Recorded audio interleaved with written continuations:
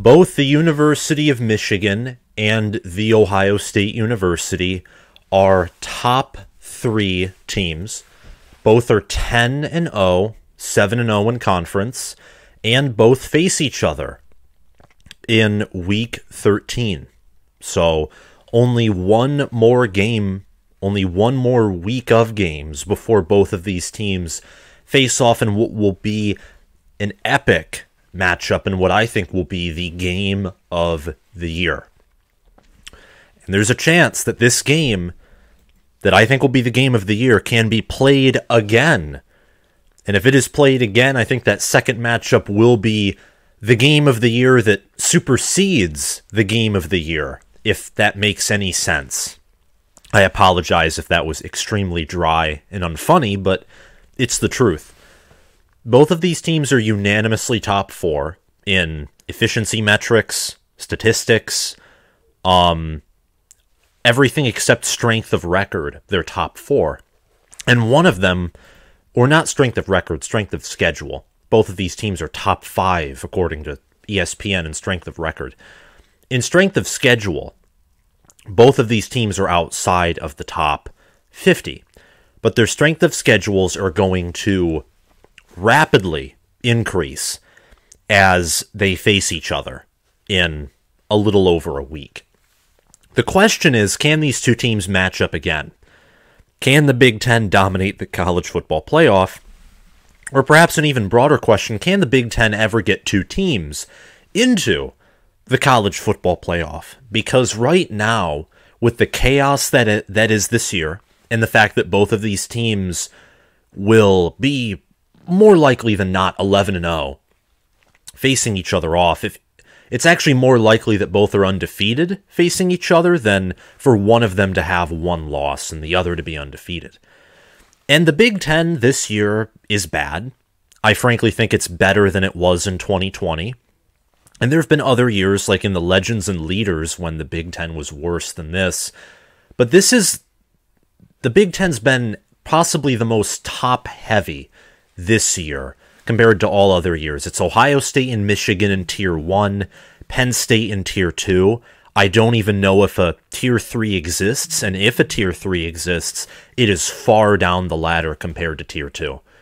Penn State is a top 10 team, Michigan and Ohio State are top 3 teams, and everyone else is barely top 25. I would say no one in the Big Ten is a top 20 team. So can they rematch? Let's go over their strength of schedule and their chance to make the playoff according to ESPN's FPI. Ohio State is the 4th strength of record. Michigan is the 5th strength of record. Ohio State is the 9th remaining strength of schedule. Michigan is the 3rd remaining strength of schedule.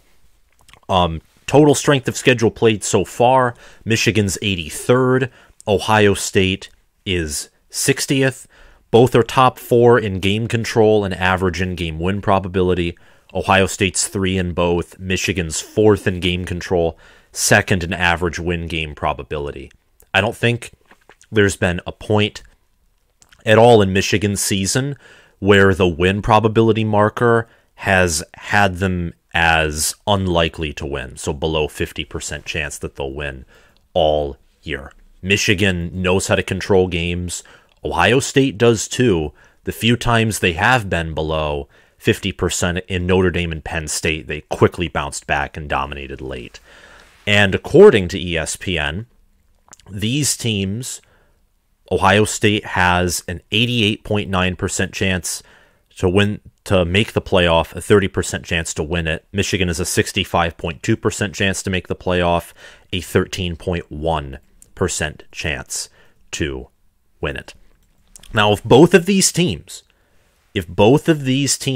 want to face off against each other, which they're going to unless the game's miraculously canceled, and that won't happen, if they want to face off against each other once and again, face each other twice, if they want to have at least a chance of that, there have to be several preconditions.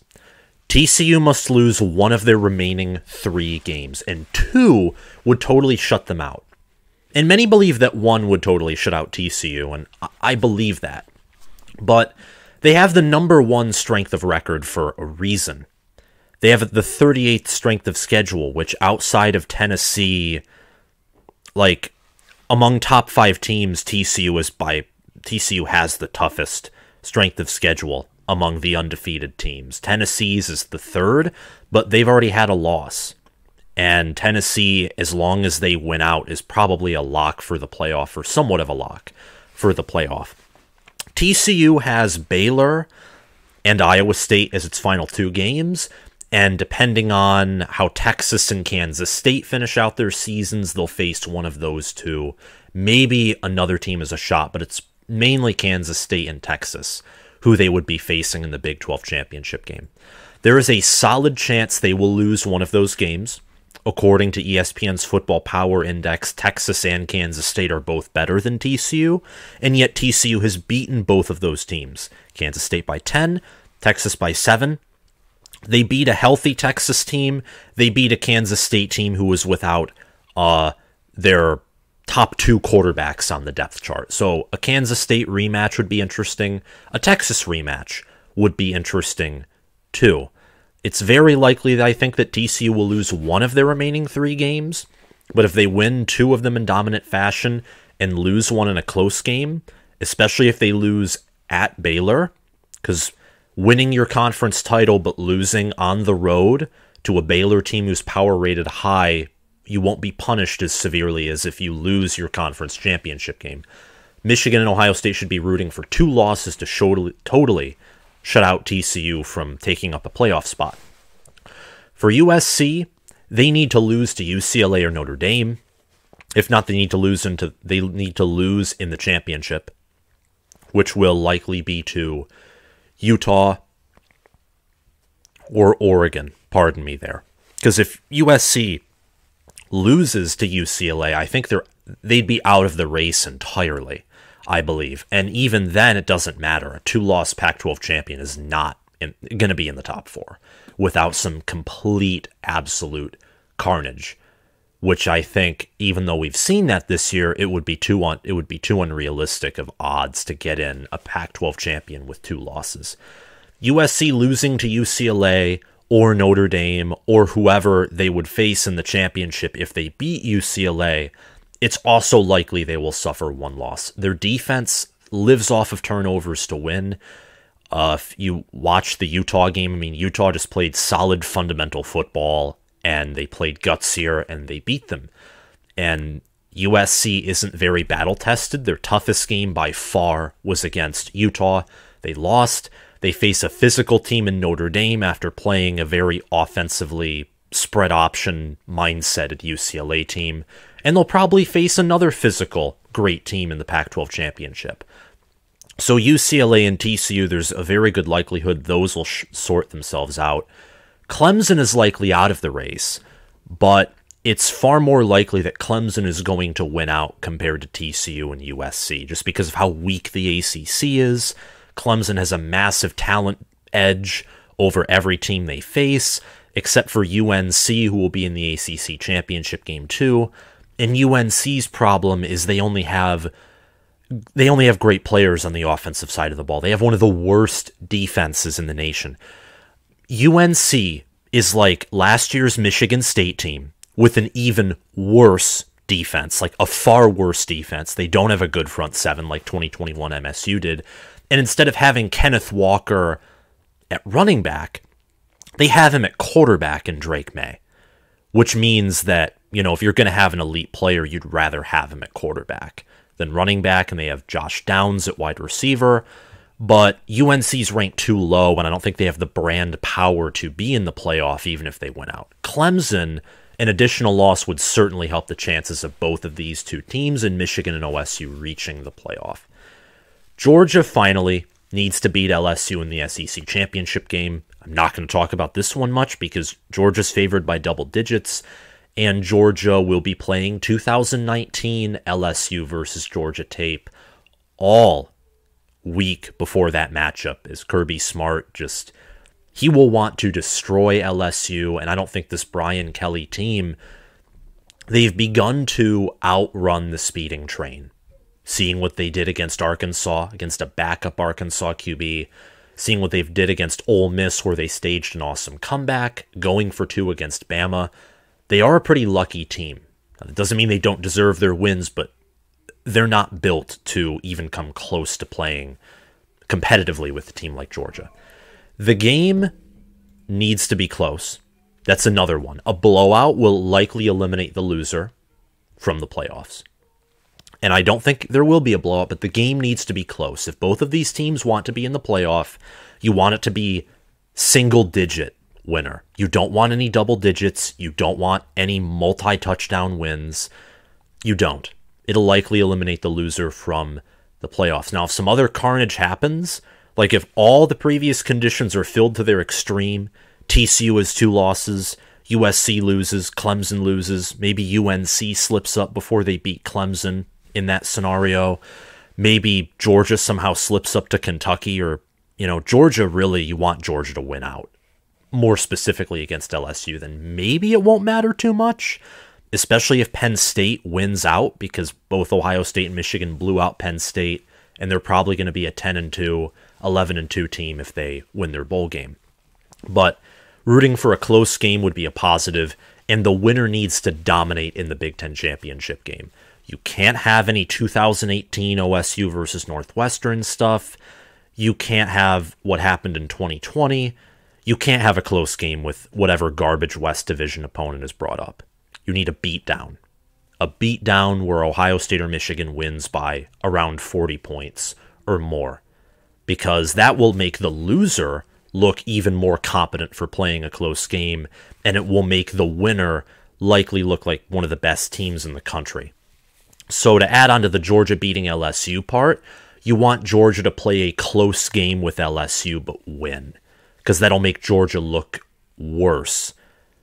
Because of how just much better they are than LSU, if they play LSU worse, the narrative will be that playing LSU close is a sign that Georgia is overrated, not that LSU is really good, even if it is that. And then finally, I want to do an early preview for a minute or so, and then we'll close out this video. Both of these teams are top 4 in FPI and efficiency. Michigan is 4th in these categories. Ohio State is 2nd. Michigan is top 15 in talent. Ohio State is top 3 in talent. Michigan's the 14th most talented team. Ohio State's the 3rd most talented team.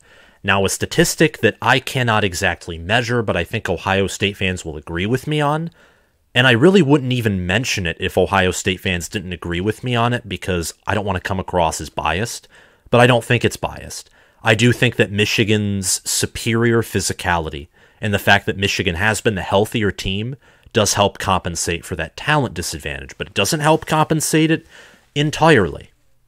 I will say that. Having 5 stars and 4 stars, and having more of them than your opponent, certainly helps. And it certainly helps the case that even if Michigan matches up well with Ohio State or beats Ohio State would still have the higher ceiling overall. I do think Ohio State's more built to win a national championship than Michigan is. And both of these teams' strengths are on the offense. Michigan has the better defense, and they have the number 1 defense. Yes, but I think part of that is because they haven't... They've played no good offenses. They have faced no one on offense. Michigan has actually faced a defense.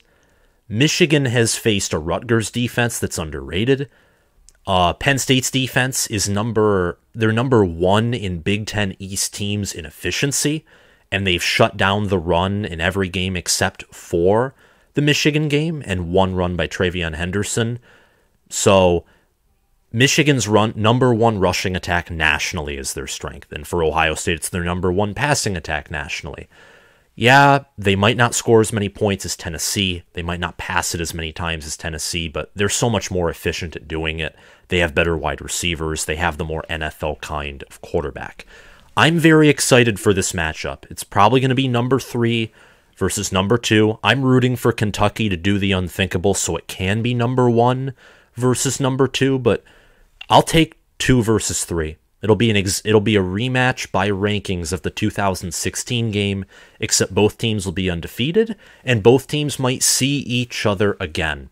So will it happen? It depends on a lot of different things. These two teams don't exactly control their own destiny, but it has been a chaos year. The cards statistically look to fall mostly in these two teams' favor to reach the college football playoff together. And that's where I'm going to end this video. If you liked it, please hit that like button, hit that subscribe button, click the notification bell, and comment your thoughts on this video down below. Do you think Michigan and OSU will both reach the playoff? And if they do you think they'll rematch in the national title? Thank you guys for watching, and I'll see you around. Bye.